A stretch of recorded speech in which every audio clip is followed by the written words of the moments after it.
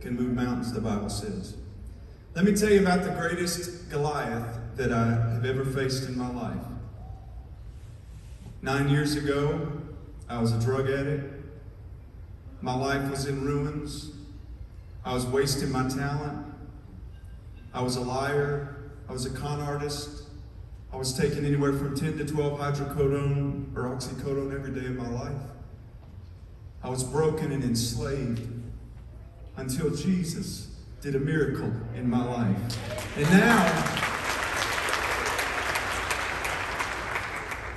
now I get to travel all over the country and tell my story everywhere I go. And I remember having somebody early on in my solo ministry, they asked me, why do you tell people the deepest and the darkest failure of your life?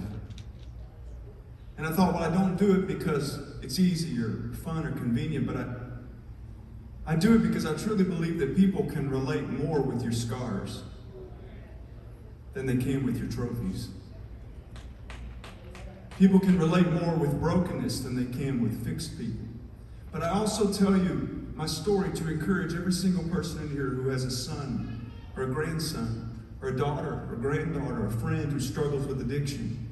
Can I tell you, we came all this way to let you know that God is bigger than the chains of addiction. God is bigger than the stronghold of alcoholism. And if you ask me how I know that because today has been 3,066 days since Jesus miraculously set me free. And if He did it for me,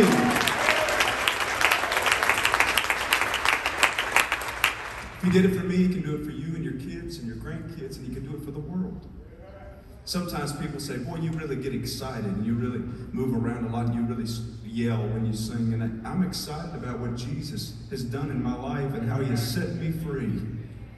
And you know, you read throughout all the Bible about these miracles and people start saying, you know, God doesn't do miracles like He used to. Oh, He does. He does. You just have to look for it. When I went through my addiction, I checked in a place called Cumberland Heights, and I lived there for 30 days. And while I was there, I met a guy named Chase. And Chase and I became really good friends. I don't know what it was about Chase. I just felt like I could relate with him. He was going through the same thing I was. He had a beautiful wife and 2 beautiful kids. He had a great job. And over the years, Chase and I have kept in touch, and I'm so proud to announce that Chase, too, has stayed clean and sober. And last year, on his 7 years of sobriety, let me tell you, when we have sobriety birthdays, I mean, they're bigger than our real birthdays, because, I mean, it's just a miracle. And we celebrate. And I'll never forget, he put it up on his 7 years of sobriety. He said, 7 years ago today, I started living life 24 hours at a time. One of my co-writers saw that I shared that post, and she came to me and she said, I feel like there's a song in there. And so we sat down, me and Kenna West sat down with one of my favorite songwriters. His name's Michael Farron. And we wrote mine and Lindsay's story in a song called 24 Hours. And I'll never forget, when we finished writing the song, one of the co-writers, Michael's wife, walked in the room and she began to listen, and I watched her weep. Because she had a brother that was hooked on methamphetamine and was in and out of prison. And in that moment, God spoke to me and He said, I'm going to use this song, even though it's your story. I'm going to use this song to help people in their story. There's a little girl sitting in the back tonight. We were 3 years married before she realized that I was a drug addict. And she has stuck with me every single step of the way. And this is our story.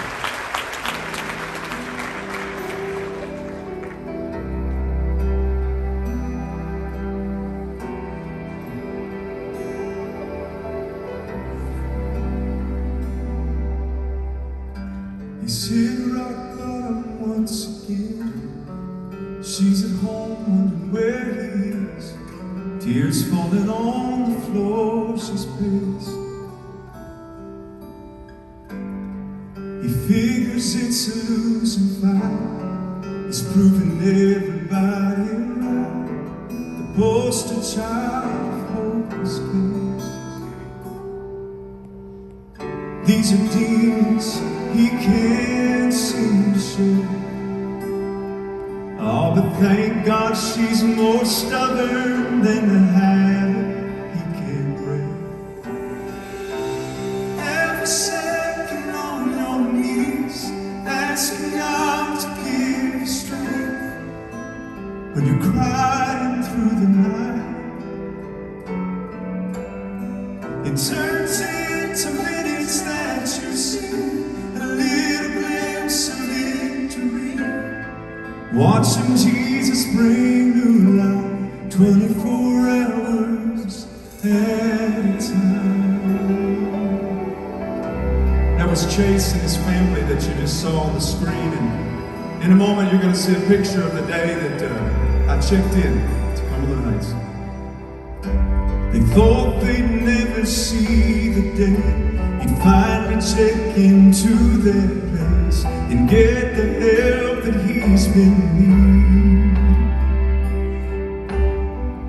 Those 30 days felt like a year, but he sobered up and faced the fear, and now he's finally tasted freedom. Yes, it was like the chains, they all fell away, and he made up his mind to do the work it's gonna take.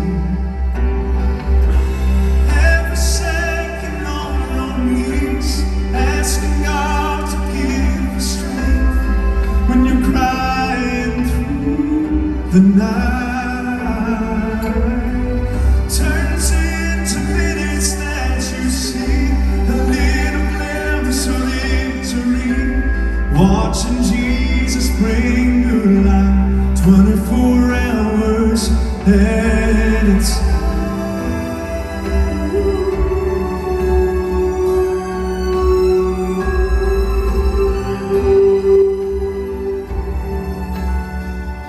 And she wasn't sure it was gonna last. About 7 years sure goes by fast. Every second on your knees, asking God to give you strength when you're crying through the night. It turns into minutes that you see, a little glimpse of victory, watching Jesus bring new life. Oh, I love watching Jesus bring new life 24